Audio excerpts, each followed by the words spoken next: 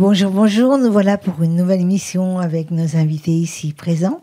Je suis accompagnée de Clémence. Bonjour. Et de Virginie. Et bonjour. Mais moi, c'est comme si j'existais pas. Vous avez vu, les filles, elles disent pas et deux. Et de Mimi. Bah, c'est dur de passer à côté aujourd'hui. Hein. Et donc, Clémence a l'honneur de nous avoir invité Nicolas. Bonjour. Très spèce, hein, Nicolas. Mais en fin de compte, c'est l'hôpital qui se fout de la charité avec la tête que j'ai. Oui, Nicolas, il se demande où il est tombé là. il est très flegmatique, il est comme ça, genre oui, bon, d'accord.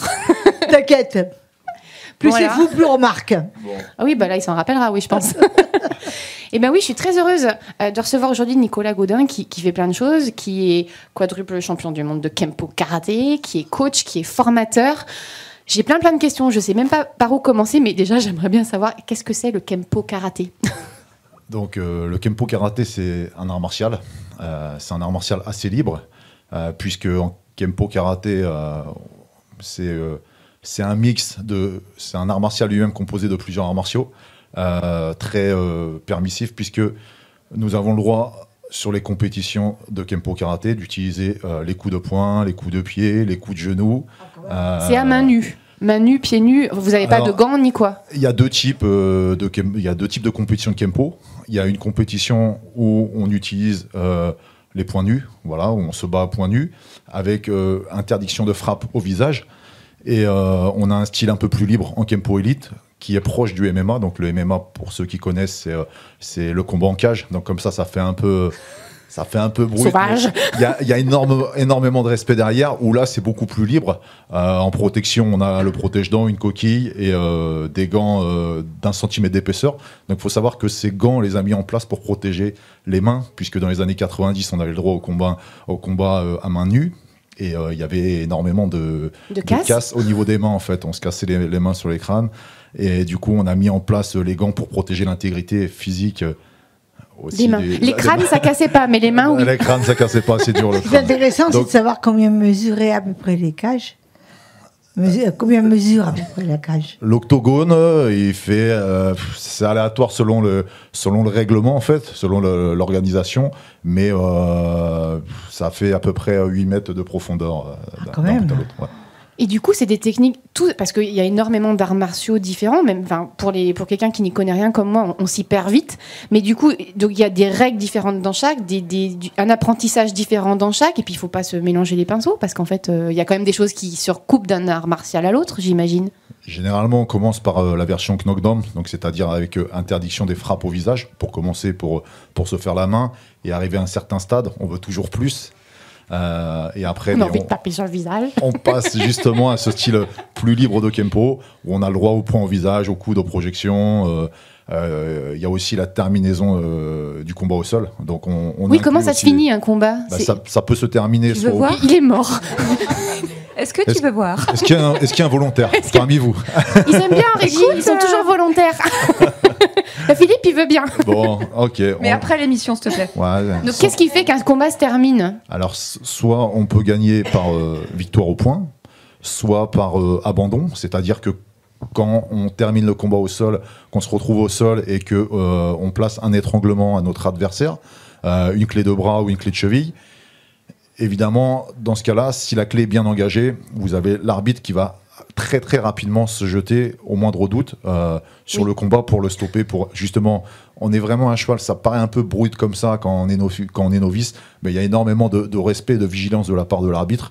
Il faut savoir qu'en termes de blessures, on est très très loin derrière les sports collectifs, comme le foot, comme le basket, le handball. On est très très loin. Nous, c'est des petits bobos, quoi. C'est un œil au bord noir, c'est un nez qui regarde un petit peu à droite, c'est des arcades un peu gonflées, mais ça va jamais bien loin, puisque justement, on essaye d'arrêter au plus tôt le combat dès qu'on voit qu'une clé est engagée, pour, une fois de plus, je me répète, mais pour protéger justement toujours l'intégrité physique du combattant. Donc la victoire se fait soit au point, soit à l'abandon, soit par KO. Et comment on arrive justement, parce que, moi je me bats rarement, mais quand on est face à un adversaire, ça doit quand même être très difficile justement cette espèce d'équilibre entre l'agressivité, parce que j'imagine qu'il en faut, et cette espèce, garder en tête que voilà, c'est un sport, c'est un adversaire, il y a du fair play. C'est dur, non, cette limite entre les deux? C'est pour ça que un combattant se prépare, j'allais dire autant, voire plus, mentalement, psychologiquement que physiquement. Parce Ça, que c'est un truc qui me pose question. c'est pour ça que dans les arts martiaux, on parle beaucoup de préparation mentale. Il y a une philosophie, c'est un art de vie. C'est vrai que moi, j'ai vu beaucoup de novices arriver en me disant moi, le combat de rue, ça me fait pas peur et tout. Et finalement, j'ai envie de vous dire que le Kempo, les arts martiaux, c'est le paradoxe de tout ce qu'on pourrait croire, en fait. C'est pas la rage qui va vous faire de vous un bon combattant. Au contraire, il faut garder les pieds sur terre, il faut garder votre sang-froid, il faut garder une certaine vigilance. À partir du moment où vous faites gagner par le stress, vous allez vous ralentir, vous allez vous crisper, On a vous les allez idées vous moins essouffler. claires, oui, j'imagine. Donc il faut absolument réussir à garder le maximum de sang-froid. Même si avant certains combats, vous voyez un petit peu pour le talk show des esprits qui font semblant de s'échauffer, prenez bien conscience que tout ça, c'est de la mise en scène. D'accord, mais c'est bon à savoir. Hein. Comme le catch. Exactement, c'est la même chose. Est-ce que tu as un coach pendant le combat qui te dit ralentis ou attention ou qui te tempère au niveau du comportement? Absolument, j'ai toujours un coach dans mon coin en fait qui est mes yeux, puisque on essaie au maximum de gérer notre sang-froid, mais vous n'avez pas une vision périphérique, vous n'avez jamais la vision périphérique du coach qui est dans vos cordes. Et il faut absolument l'écouter, puisqu'à partir du moment où vous êtes unis avec ce coach, que vous êtes connectés, j'ai envie de vous dire, c'est beaucoup plus facile, puisqu'à ce moment-là, on passe à 2 au lieu d'1 sur le ring. Donc lui, c'est mes yeux, c'est mes conseils, et moi derrière. Donc il est obligé de crier, ou alors ça a une oreillette. On s'habitue. Je sais qu'il n'a pas d'oreillette quand même. On a essayé avec les oreillettes, mais c'est pas pratique. Ça tombe bizarrement. Ça tient jamais bien longtemps. Et donc non, on s'habitue à l'entraînement à faire justement abstraction des bruits de fond. Donc je vais pas vous révéler toutes mes techniques secrètes. T'inquiète pas, on a vite fait de voir nous. Hein. On va regarder bien la vidéo, on va comprendre. On est déçus. Hein. Mais on s'habitue justement à la voix du coach. Voilà, tu te branches sur sa fréquence à lui et voilà, on se connecte sur la fréquence et l'idée c'est aussi de faire en sorte que l'adversaire n'entende pas les conseils du coach. Oui. Alors, bon, quelquefois sur des compétitions internationales, il y a toujours la barrière de la langue qui nous aide.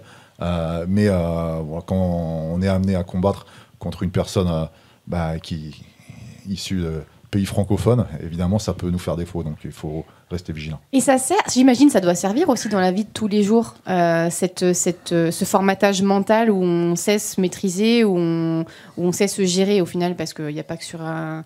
On dit un ring, d'ailleurs ? Alors, on a la possibilité en Kempo de combattre soit sur des tapis, des tatamis, comme en judo. Ce qui est quand même assez rare, c'est plutôt sur des petits, des compétitions régionales ou des petites compétitions, on va dire, à plus petite échelle. Mais à partir du moment où on rentre à l'échelle nationale, internationale, on vient pratiquer le Kempo sur un ring ou directement dans une cage. Alors, la cage...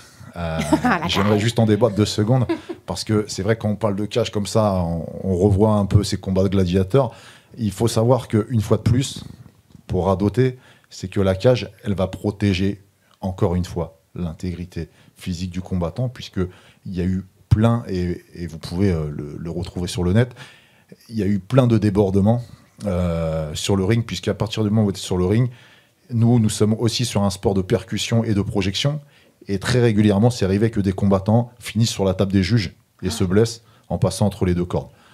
Le fait d'avoir le grillage derrière... Je n'avais pas imaginé comme ça, effectivement.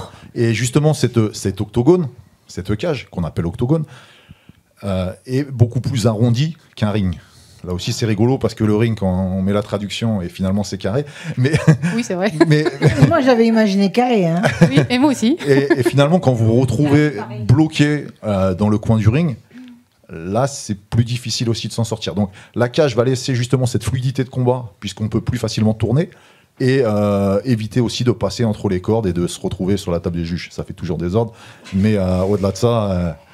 oui, j'imagine qu'ils ont l'habitude, peut-être aussi. C'est surtout ça doit être surprenant. C'est surprenant. Et donc, est-ce que des combattants perdent quelquefois une partie de leurs sourcils avec les coups de poing? Oui, bon, c'est vrai que les yeux au bord noir, comme je le disais tout à l'heure. Mais tu sais, quelquefois, il y a des cicatrices au sourcil. Ah oui, elle a même des cicatrices, ça, là. Le Tu vois petit truc, là, qui fait ça, là. Oui. C'est pour le show, il a dit ça. Oui, ça arrive, hein, tout dépend de l'entaille. Donc, c'est des blessures qui se font régulièrement lorsqu'on reçoit un coup de genou au niveau de l'arcade sourcilière ou un coup de coude. Donc, les coups de coude créent beaucoup plus de blessures que les coups de poing, puisque voilà, c'est exactement. On a appris des choses. Oui, on a appris, puis surtout quand il parle, t'as vu ses muscles. Voilà. J'avais réussi à pas rougir jusque-là. Est-ce qu'on peut prendre en gros plan ces muscles et est-ce que tu peux, je vais pas dire le mot parce que c'est vulgaire le mot. Ah bon? Est-ce que tu peux contracter? J'ose pas dire le mot. Bah, je vois pas quel mot en plus. Tu peux, voilà. Regardez, alors un coup de poing de lui. Croyez-moi, j'en voudrais pas. Qui a deviné le mot que je voulais dire? Est-ce que quelqu'un va oser? Ça commence par un B? Oui, ouais. c'est bon là. Bandez le muscle. Voilà, bah oui. Ça se dit. En tout cas, un grand merci d'être venu sur ce plateau pour parler de tout ça. Merci pour votre chaleureux accueil. Parce qu'on pourra en discuter des heures, c'est vrai que c'est très intéressant. Et on aimerait bien te voir te battre. Et on va voir des vidéos. Office de ring ici, tu vas te battre avec quelqu'un. Très bien. Ce serait pas mal la prochaine fois. Allez, comme ça me donnera l'occasion de revenir. En short blanc, Nicolas Godin dans ses œuvres. Plutôt expéditive, 9 secondes de combat. Le monde de combat, ça a été pour moi une école de vie. J'ai appris à marcher en même temps que boxer. Donc, je suis tombé amoureux du sport à l'âge de 6 ans en commençant par le judo. Et j'ai pas envie d'en sortir tout de suite. J'en suis pas prêt, c'est mon oxygène. Donc, Nicolas est tombé dans la marmite des arts martiaux quand il était petit. Et cet Obélix rasé est ensuite devenu 4 fois champion du monde de Kempo, du free fight à la française. on a vu qu'on venait. Aujourd'hui, cours de Krav Maga. Arquer mon agresseur, jouer sur la gravité pour plus utiliser ma force. Cette pratique attire ici de plus en plus de jeunes. Ça donne un peu confiance en soi aussi, pas forcément parce qu'on peut se faire, parce qu'on sait se défendre, puisque bon, ça nous arrive pas tous les jours de se faire agresser, mais même d'une manière générale, ça nous permet d'extérioriser un petit peu. Donc dès que je donne le top, on tombe et on vient pas se relever n'importe comment. Voilà, si je viens me relever comme ça à 4 pattes, penalty. C'est trop tard dans la rue, il n'y a pas de deuxième chance. Pour moi, les arts martiaux, c'est une école de vie. Donc je leur apprends à être plus fort physiquement, plus fort mentalement, à avoir beaucoup plus d'entraide, de solidarité, de respecter un petit peu tout ce code d'honneur et toutes ces règles de citoyenneté, tout simplement. Transmettre des valeurs à sa manière et dans son club. Avec Najim, Nicolas a ouvert cette salle en septembre dernier. Ici, il aime transmettre. Tu contrôles, bam, t'exploses. Et entraîner aussi. 6. Bien bas. Dans son dojo, plusieurs fois par semaine, Nicolas Godin reçoit des combattants de Kempo, jiu-jitsu brésilien et boxe, des compétiteurs venus bénéficier de son expérience. Tu te retournes, tu te remets en difficulté, tu te retournes, tu te remets en difficulté. Olivier a découvert le jiu-jitsu il y a quelques années avec Nicolas. Ce beau bébé de 115 kilos est maintenant vice-champion d'Europe. Et son entraîneur y est pour quelque chose. C'est quelqu'un qui a une grande qualité, c'est de savoir faire passer et communiquer sa passion à ses élèves. Et c'est quelqu'un qui, chaque cours est différent. Et ça, je trouve que c'est une qualité rare. Le but maintenant, passer le relais, transmettre sa passion et son savoir.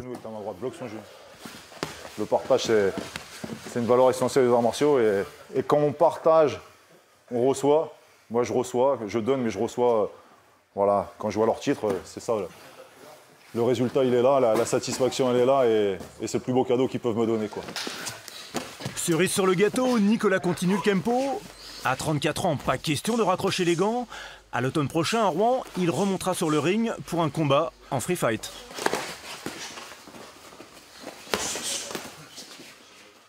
Ben c'est vrai que c'est très impressionnant. Effectivement, on découvre un univers qu'on connaît très très peu finalement. Est-ce que tu as, toi, un site Facebook ou des coordonnées où on pourrait te joindre pour les gens qui aimeraient te prendre comme coach, comme formateur, qui aimeraient se former dans tout ça? Je te laisse la parole. Et tu regardes la caméra. Qui est là? Donc, absolument, oui. Déjà, vous pouvez me retrouver sur Instagram en tapant Nico Godin Coach. également sur Facebook. Donc il y a une page Facebook, Nicolas Godin Coaching Formation, et également pour plus d'informations sur mon cursus et les prestations que je propose sur www.nicolasgodin-coaching.fr. Et aussi, est-ce que tu as un numéro de téléphone où on peut te joindre? Oui, tiens. Alors, tu regardes la caméra, hein, bien entendu. Ça fait 4 fois que tu me le demandes en coulisses. En coulisses, c'est bon, surtout qu'en coulisses. Là, je te le demande en réel, là. Oui. Alors, 06 50 84 86 44. Ouah, le pauvre! Il s'est fait piéger! T'as donné le vrai ou? Non, il s'est pas fait piéger, c'est bien. Chasser, les gens adorent. T'inquiète pas. Merci beaucoup. Maintenant, nous sommes avec un autre invité que nous connaissons. Hein, nous avons déjà vu plusieurs fois. Il s'appelle Neya et il est présenté par cette belle Virginie. Si gentille, à mon cœur. C'est moi. Que dire après ça? Neya, enchantée. Bonjour. Moi, c'est la première fois que je te vois, par contre. Moi aussi. Tu es venue avec une invitée, partenaire, aujourd'hui. Voilà. Ouais. Leïla? Oui, bonjour. Faut que tu parles avec le micro devant la bouche, Leïla. Je sais que tu n'as pas l'habitude. Approche-le.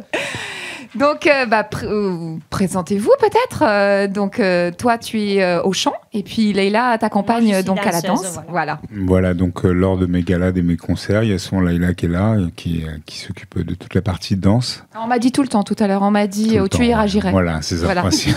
Je ne sais En Ça a principe, changé c'est depuis vrai. la dernière fois. Voilà, tu vois. Donc, quand tu as Neya, tu as Leïla qui est juste après. Voilà, qui s'occupe de la partie danse pour donner un peu de mouvement à tout ça. Parce que c'est assez festif ce que je chante, donc forcément, c'est mieux avec une danseuse. Pour préciser, tu es le French Latino. Voilà, French Latino, on va dire ça. Ouais, donc je chante du latino, hein, et donc voilà, donc c'est plus agréable, on va dire, quand il y a des danseuses. Tout à fait, donc, ça donne vie au spectacle. Exactement. Ton parcours alors? Mon parcours, alors écoute, j'ai commencé il y a longtemps déjà, hein, donc j'ai commencé dans les cabarets parisiens, puisque je suis de là à la base. Donc dans beaucoup de cabarets parisiens. Après j'ai fait un circuit, on va dire Club Med, Croisière, un petit peu le parcours du chanteur. Oui, j'allais dire c'est le parcours Classique, le parcours type. Le parcours formateur, on va dire. Voilà, où on doit chanter devant 400 personnes ou devant 3 personnes, et là c'est plus dur. Et Dans donc, des lieux parfois voilà, donc ouais, c'est dur. qu'on ne décrira pas. Ou alors de pas chanter trop fort parce que les gens mangent. Oui. Ça aussi on a connu. Ou il y a des gens qui sont incommodés par la Voilà, musique. c'est ça, Il y a aussi ceux qui veulent la lambada, alors que tu as prévu un super... T'étais pas là-dessus du tout, oui, sur ton set, c'était pas prévu. C'est ça. Donc voilà, et puis après j'ai arrêté de faire les reprises, on va dire. Je me suis dirigé vraiment mes compos, et puis je me suis dirigé vers le latino parce que c'est ce que j'ai retenu de tout ce parcours, ce que j'aimais chanter. Donc en fait, je me suis dirigé là-dessus. Mais tu as fait de belles prestations. Tu as été accompagné de comédie musicale également aussi. Oh oui, j'ai fait aussi les comédies musicales. Ouais, j'étais une doublure de comédie musicale, Les 10 Commandements. Donc voilà, belle aventure. Ouais, Ça doit être génial, ça. Ouais, c'est bien. Non, c'est bien. Tout ce qui est comédie musicale, tout ça, c'est des très très bons souvenirs. Même les clubs, hein, tout ça. Bon, voilà. Après, on évolue et puis on veut chanter autre chose et puis. Exactement. Et on se révèle et on a envie de faire vraiment ce qui nous correspond, ce qui te Exactement. correspond en tout cas. Voilà, c'est ça. Donc latino 100% aujourd'hui alors. Alors voilà, ce qui change, c'est que des fois, je chante en espagnol latino parce que c'est ce qui est adapté au latino. On va dire quand on dit latino, on dit espagnol. Souvent, c'est ce qui, voilà. Donc j'essaie de rentrer le français un petit peu. C'est pas évident, mais on essaie de rentrer. Les sonorités sont... Ouais, il faut trouver des mots qui finissent en O. Il faut trouver des mots qui finissent en O voilà. Et puis voilà, on y arrive. Beaucoup, c'est un peu galère, mais. La bélo. Donc, mais on y arrive. On va t'aider avec Clémence. On a plein d'idées. On y arrive. Ça ne voudra peut-être rien dire, mais on aura essayé. Donc aujourd'hui, tu as sorti un EP. Alors j'ai même sorti un album qui date il y a 1 an et demi à peu près, l'été dernier. Et donc voilà, là je suis sur le nouvel album, donc il y a des titres qui sont déjà sortis.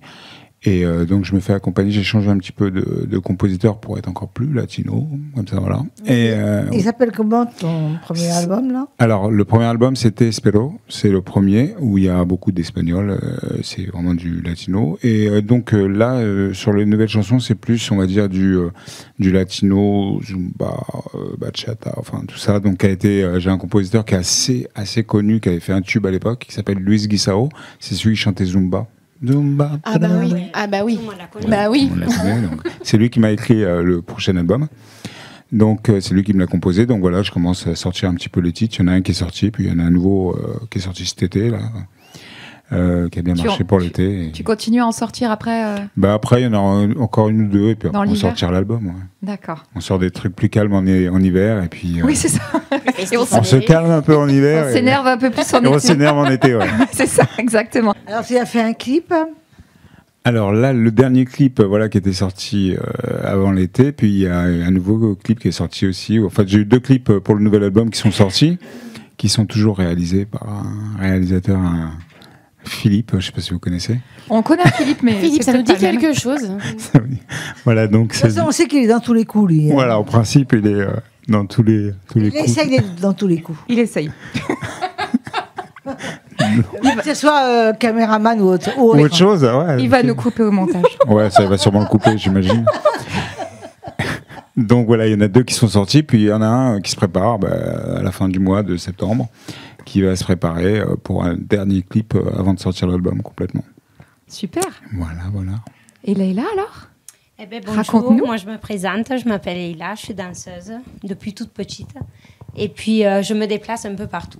Voilà. Oublie pas de regarder notre ami Philippe à la caméra, sinon il va t'en vouloir. Ah bon? Philippe, tu veux dire le même Philippe? Le même Philippe. Oui, le même. Mais c'est le même? Oui, Tu penses que c'est le même? Il aime bien. Ah, l'énigme. L'énigme a été résolue. On va à les cours, on va demander depuis combien de temps tu danses? Depuis que je suis toute petite, je danse sur scène avec ma famille, mes cousins, les guitaristes. Et voilà. depuis combien de temps tu es devenue danseuse? Alors danseuse, après, ça fait... Ah d'accord. Donc après danseuse, ça fait au moins... Tu l'éloignes. Ah, ça fait au moins 5 ans que je suis danseuse. Voilà.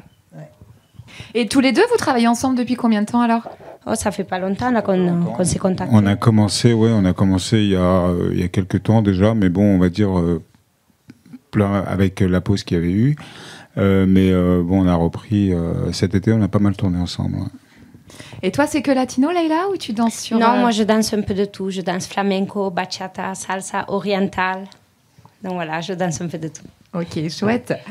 Avant de vous voir en live, on va peut-être vous demander où est-ce qu'on peut vous retrouver? Sur les réseaux sociaux, un site internet, Instagram peut-être? Alors, pour moi, c'est Neya, évidemment. Il faut regarder la caméra. Tiens, Philippe encore. Mais Philippe, mais vous êtes partout. Non. Donc, Neya sur Facebook, sur Insta, sur tous les... Voilà, tout, même TikTok. Voilà, on y est maintenant. Ah ouais, maintenant on y est, mais t'as vu, c'est TikTok, c'est qu'une minute. Hein. Ouais, c'est qu'une minute, mais bon, du coup, je vois...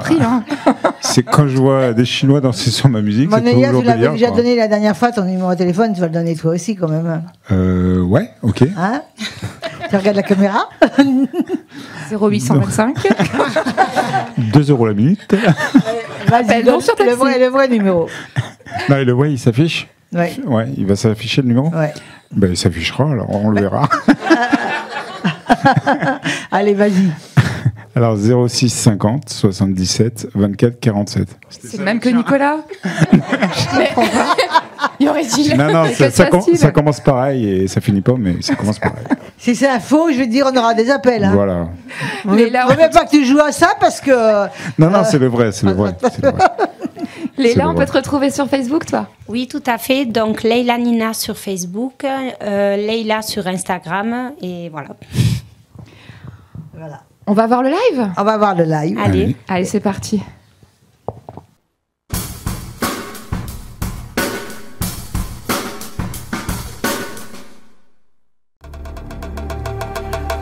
¿Cuánto tiempo tengo que esperar para tener una historia de amor contigo? Esa vida sin ti es como un mundo sin amor, sin futuro, sin sueño. Esa historia no me alas, vuelo alto, dulce mirada, me vuelve loco, te amo tanto, bella historia. Si solo tú tienes la llave de mi vida, solo que tú no quieres ver mi pena, solo negar mi alma, corazón unido.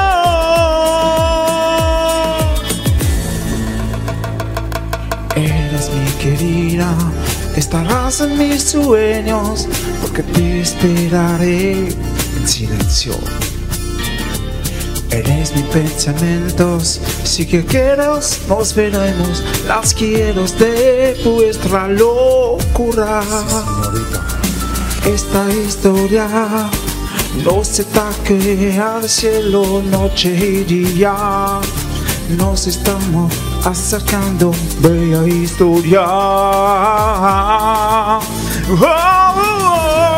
Si solo tú tienes la llave de mi vida, solo que tú no quieres ver mi pena, solo única.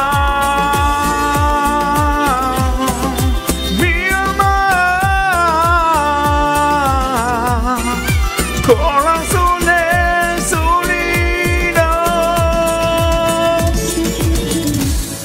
Si solo tú tienes la llave de mi vida, solo que tú no quieres ver en mi pena, soy única.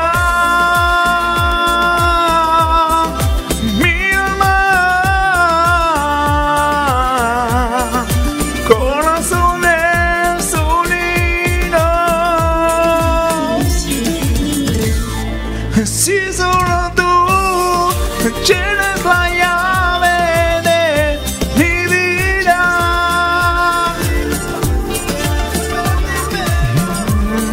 si solo tú.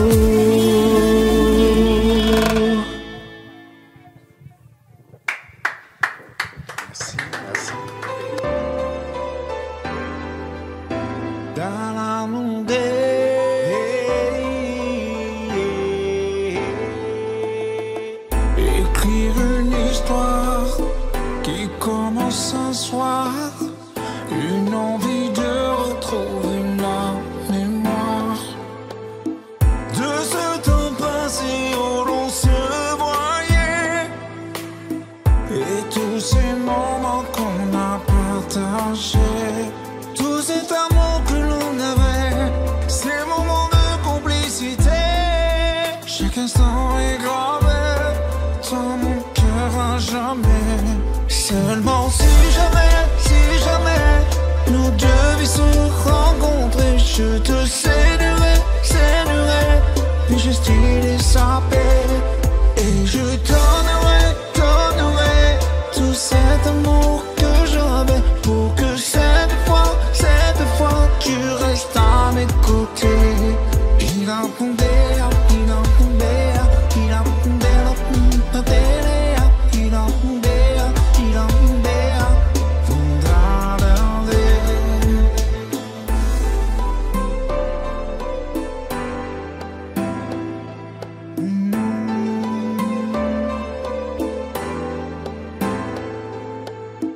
écrire cette histoire n'est pas un hasard, une envie de retrouver ce regard.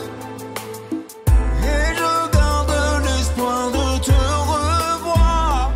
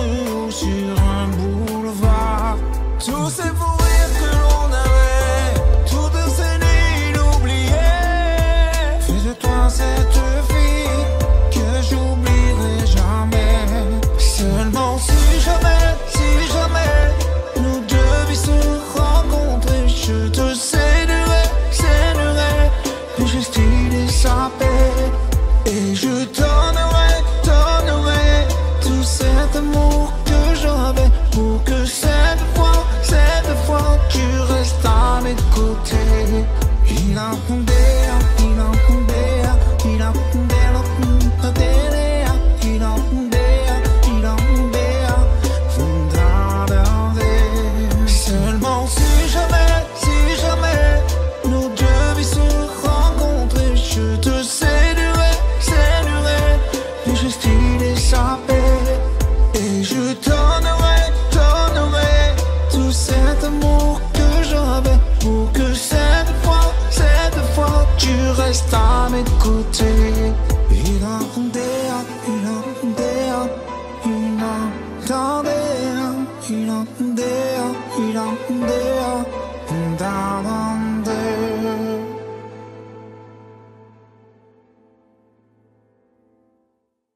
Donc là, Ayla nous a quittés et quelqu'un d'autre a pris sa place. C'est pas gentil d'avoir pris sa place. Je plaisante. Moi, j'ai le plaisir de recevoir une personne dont j'ai l'impression de connaître déjà. Ah bon? Est-ce que c'est une idée? Je sais pas. Non. Elle s'appelle Virginie Guidé. Tu es guidée par la sculpture. Oui, et la peinture. Et la peinture. Ça marche. Et la peinture. Donc là, nous avons un exemple qui est magnifique. Une table. Merci. Ça nous a amené quelques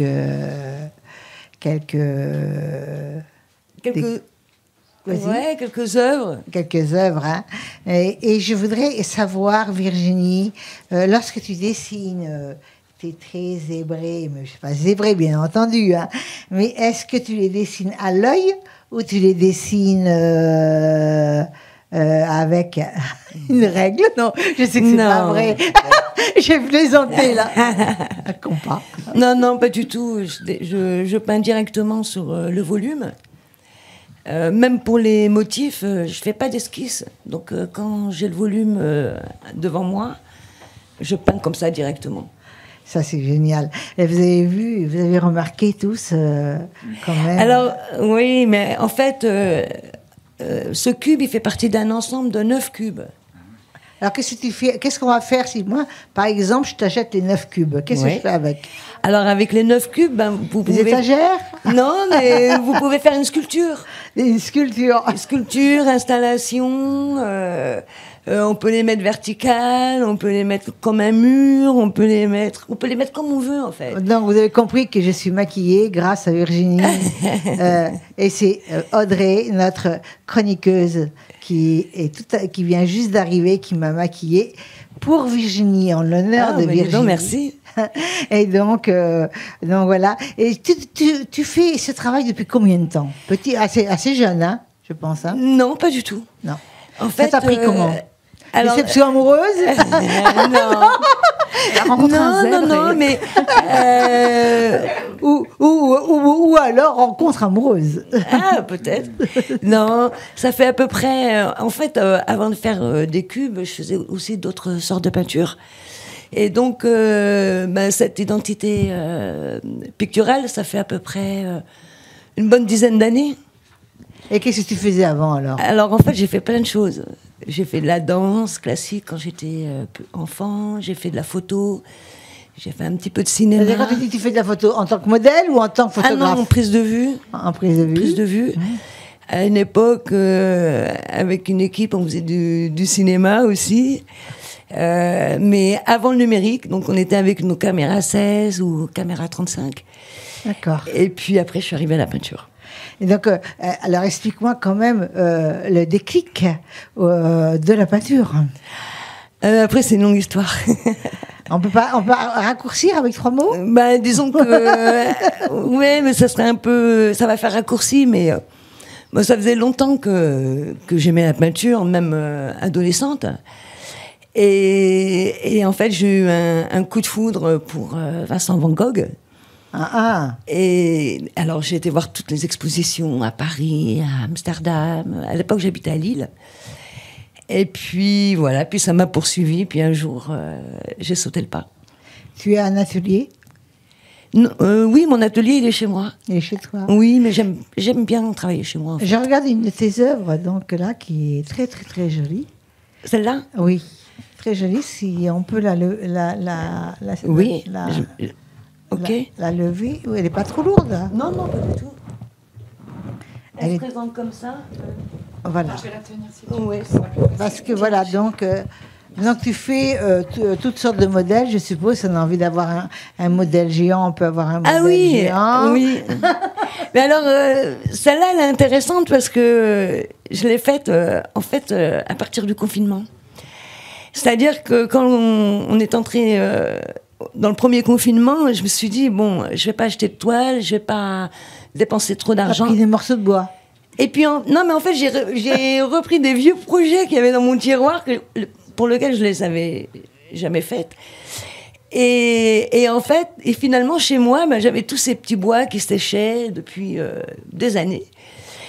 Et puis, je me suis dit, je vais faire de la peinture, puis je vais la faire sortir du cadre. Et puis voilà, puis j'ai commencé à m'amuser. C'est une très bonne idée, hein? Oui, puis c'est sympa, je trouve. C'est une très bonne idée. Très chouette.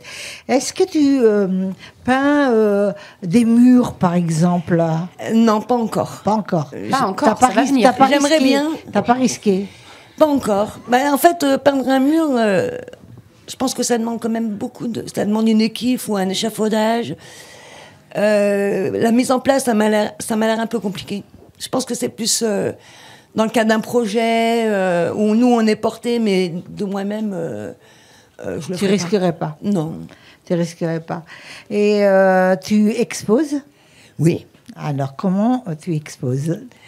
J'expose dans plusieurs endroits. Alors, comment dire, j'ai certains lieux qui se répètent au fil du temps. Par exemple, je fais partie de l'Artothèque de Montpellier. De l'Artothèque de Montpellier qui organise oui, j'ai vu. 3 ou 4 expositions par an. J'ai vu.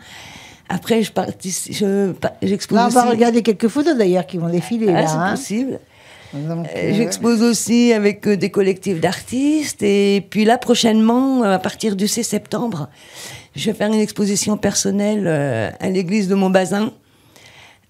C'est magnifique, c'est un lieu magnifique. Qu'est-ce que tu as fait quand tu exposes à l'église? Est-ce que ça a une connotation religieuse ou pas? Pas du tout.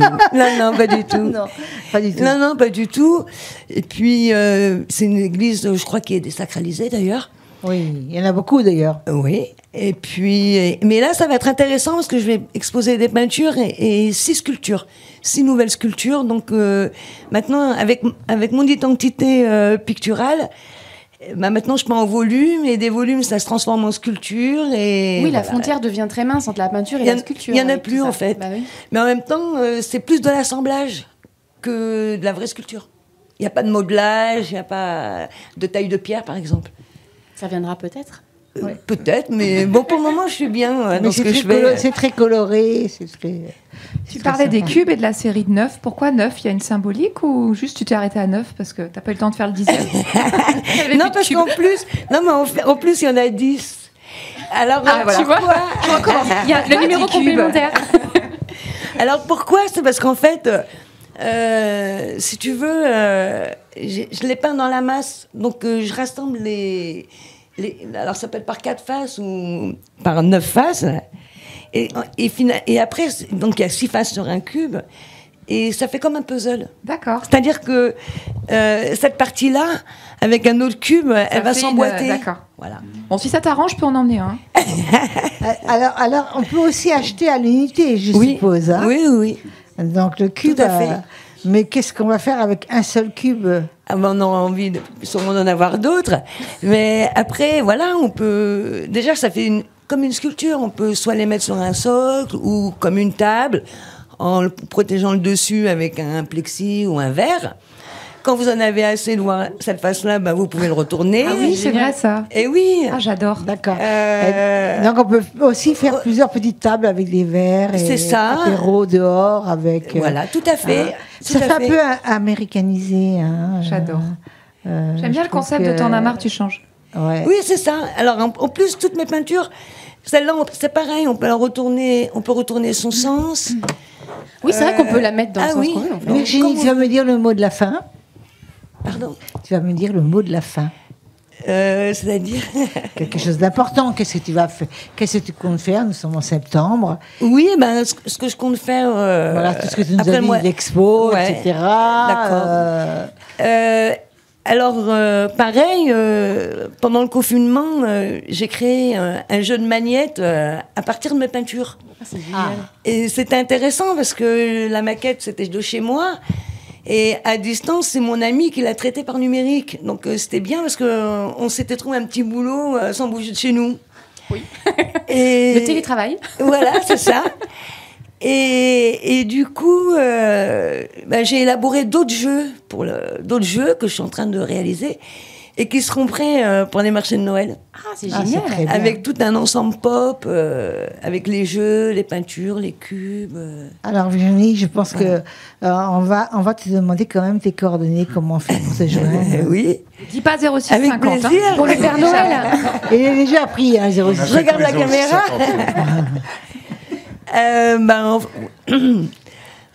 Voilà, on peut me contacter sur ma page Facebook, Virginie Guidé. C'est facile guider, hein. Et eux à la fin. Et eux. Et eux à la fin. Et pour plus de renseignements en MP. Et pas de téléphone. T'as Je peur peux donner mon numéro de téléphone. Bah, écoute, c'est bien parce que... Alors, c'est le 06 40 77 24 05. En espérant que tu auras beaucoup d'acheteurs et d'acheteuses. Merci, oui, moi aussi je le Mais souhaite. les cubes sont très intéressants, tu vois. Le Père Noël va passer des commandes. Combien, juste le dernier mot de la fin, c'est moi qui vais le faire finalement. Le coût d'un cube comme ça. C'est un petit prix, c'est 600 €. 600 €? Oui.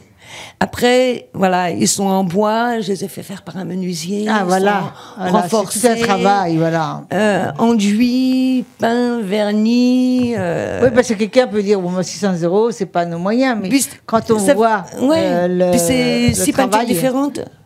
C'est une œuvre d'art. C'est une œuvre d'art. C'est une œuvre ouais. d'art et c'est vraiment génial.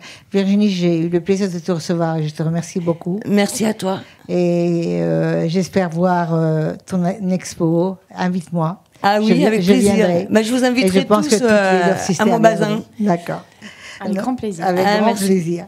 Et je suis très contente de vous présenter ma deuxième invitée qui fait énormément de choses, qui s'appelle Keltoum, que je suis ravie de recevoir aujourd'hui. Keltoum, tu chantes, tu composes, tu interprètes. J'ai même entendu dire que tu avais même d'autres projets qui se profilaient. On va peut-être commencer par la chanson, puisque c'est ton domaine, en tout cas, dans lequel tu as commencé, du moins même si tu as d'autres projets maintenant et que tu exerces parfaitement. J'aimerais que tu puisses présenter à nos téléspectateurs ton style musical et ton univers. Oui, on va commencer par là, parce que c'est vrai que voilà.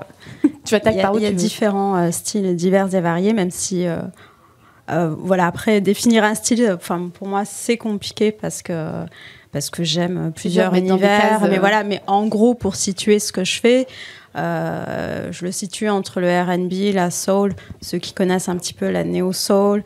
Donc avec ce mélange de R&B, pop, jazz. Après j'aime beaucoup la pop aussi, donc c'est vrai que aussi à travers les concerts, j'ai amené ce côté aussi un peu plus pop, parfois même un peu limite rock. Enfin voilà, je me mets pas de frontières, mais voilà, s'il fallait définir une famille musicale, ça serait le groove, quoi, de manière plus large. Voilà. Et tu t'es rendu compte assez rapidement que c'était des styles qui t'attiraient, des choses qui te faisaient plus vibrer que d'autres domaines musicaux, ou t'es passé par d'autres styles avant, ou ça a toujours été vraiment ce domaine-là? Je suis passée par d'autres styles avant, en fait. D'accord. J'étais plutôt rock à la base. D'accord. Voilà, plutôt rock. Et quand je remonte à l'adolescence, après à la maison on écoutait de tout, donc aussi bien de la soul, du funk, de la variété, du rock. Donc voilà, mais c'est vrai que j'ai eu une période bien rock.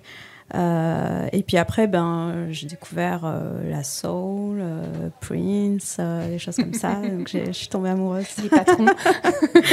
Et voilà. Puis après, voilà. C'est vraiment ça qui t'a. Ouais. Et comment tu t'es. Est-ce que je sais pas si un jour tu t'es dit, moi c'est ça que je veux faire et je veux chanter et je veux composer. C'est venu comme quelque chose de progressif, ou c'est quelque chose qui t'a toujours emmené et fait vibrer en te disant, moi je vais écrire mes chansons, je vais composer, je vais chanter? Ou c'est quelque chose qui est tombé un peu dessus par hasard? Moi je suis née dans une famille de musiciens. Voilà, grand-père, parents, avec des origines oranaises. Donc la danse, la musique, c'est dans le sang. On a ça, c'est dans les gènes. Et puis petite, je faisais beaucoup de spectacles, de galas, de choses comme ça. Donc peut-être que ça m'a initiée, mais je m'étais pas dit je vais être chanteuse. C'est venu comme ça à un moment donné. Je me suis dit, je commençais à être adolescente, j'écrivais des poèmes, puis je me suis dit tiens, puis je commençais à me rendre compte un petit peu de ma voix, de ce que je pouvais faire. Quand tu chantais, il se passait quelque chose, quoi. Voilà, et que ça plaisait aussi, surtout. Et je me suis dit, tiens, vas-y, écris tes chansons. Donc c'est comme ça, j'ai monté un groupe avec mes copines. J'écrivais tout, je composais. Et puis ça a été très vite propulsé, puisqu'on a fait le Rockstar. Plus de devant 1000 personnes à 17 ans. C'est génial. Ça fait, voilà. Et puis j'ai continué, mais de manière, on va dire, plus confidentielle. Parce que je travaillais, j'avais un travail, et puis voilà, ma vie personnelle, etc. J'ai même arrêté pendant un moment de composer, et puis après j'ai repris en me disant t'aimes ça en fait, donc continue et propose quelque chose, voilà, parce que maintenant c'est quand même plus accessible de proposer un EP, de la musique. Donc voilà, ça s'est passé comme ça, rapidement. Et aujourd'hui, tu ne fais plus que ça. Tu n'as plus ton travail que tu avais avant. Ouais. C'est vraiment... Oui, aujourd'hui, je ne fais plus que ça. C'est génial. C'est vrai que et d'autres choses aussi. Et oui, et justement, alors quelles sont ces autres choses aussi? Voilà, et bien aussi, je me suis tournée vers le cinéma, l'audiovisuel. Pareil, c'est quelque chose qui me plaisait depuis très longtemps. Et voilà, je sais pas. Tu avais envie de réaliser ou de jouer ou de jouer. D'accord. De jouer. Du coup, la réalisation à travers les clips, en fait, du coup, c'est par rapport à l'image, à la vidéo, ça m'a inspiré justement à revenir vers ça, en fait, à me dire tiens, oui, ce que j'ai vu, tes clips qui sont très bien tourné. Il y a des prises de vue qui sont on voit, c'est quelque chose de chiadé.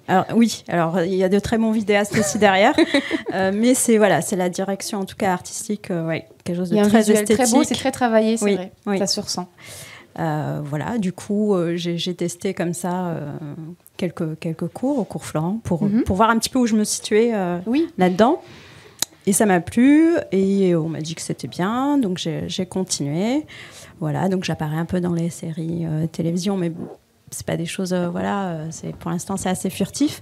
Voilà, je suis plus moi en tout cas, je me dis plus en apprentissage, donc là je suis à l'Acting Club à Montpellier. En train de te construire en tant c'est work in progress, ça se travaille et puis voilà, et ça me plaît beaucoup en fait, je m'éclate surtout.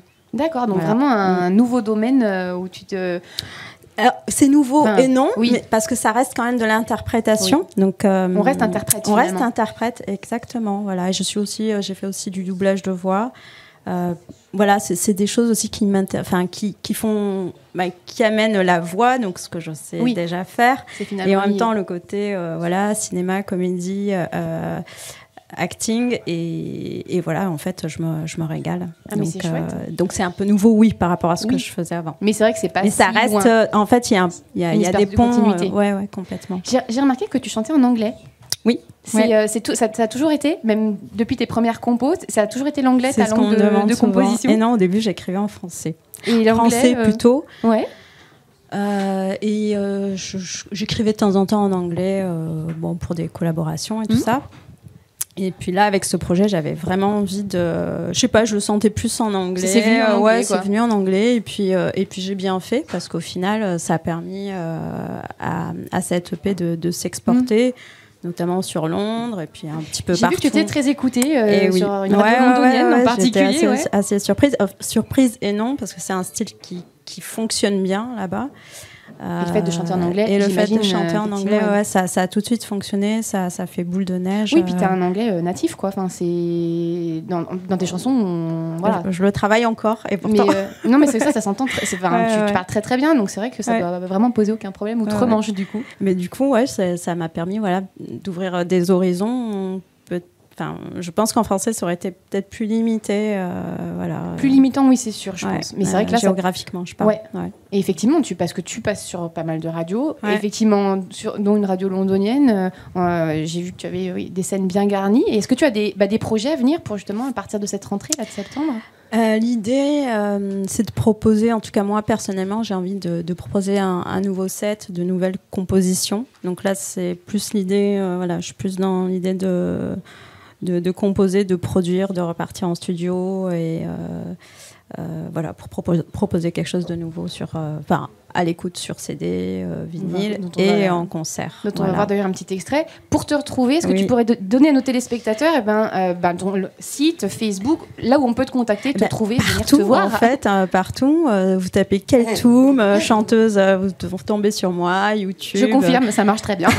Facebook, Instagram. Je suis un peu plus sur Instagram d'ailleurs. En ce moment, j'aime bien le format Instagram. Voilà, puis tous les réseaux sociaux, LinkedIn. Il faut. Voilà. De toute façon, c'est comme ça. Voilà. Est-ce que quelqu'un aurait à demander le mot-clé, le mot phare de Love Sister pour la joindre? Ton numéro? Jamais. 06 50. Je vais être harcelée. Donc on va te voir. Non, mais donner celui de Nicolas, il aime bien. Il est d'accord. Il fait standard téléphonique. Neya aussi, c'est facile, ça commence pareil. Non, mais Instagram, la messagerie, ça marche bien. Facebook aussi. J'ai un site aussi, un site internet, Keltoum officiel. Alors, ce fut un plaisir de recevoir tous ces talents, mais y compris toi, Nicolas. Merci. Parce que je t'assure qu'il faut en avoir pour pouvoir se battre. Il a gardé son self-control. Et donc, tous et toutes, nous allons vous dire bye bye ailleurs. Merci. Ciao. Merci.